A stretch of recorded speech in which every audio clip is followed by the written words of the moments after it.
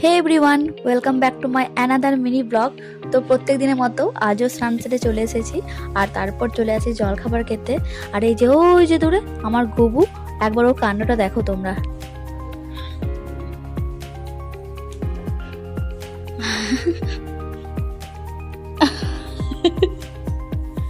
তো তারপর জলখাবার খেয়ে এখন চলে এসেছি রান্নাঘরে রান্না করতে। একদিকে রান্নাও করছি আর একদিকে মায়ের সাথে বকবকও করছি। আর কেউ কাঁদাক আর না কাঁদাক, এই পেঁয়াজ কিন্তু আমার চোখের জল ফেলবেই।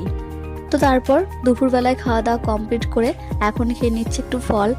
অ্যান্ড এখন হচ্ছে সন্ধ্যাবেলায় খেয়ে নিচ্ছি মায়ের হাতে বানানো চিড়ের পোলাও আর তার সাথে মোয়া। তারপর আজকে রাত্রি ডিনারে বানিয়েছিলাম গরম গরম রুটির সঙ্গে চিকেন কষা। আর এই ঠান্ডায় গরম গরম চিকেন কষা খেতে তো বেশ ভালোই লাগে।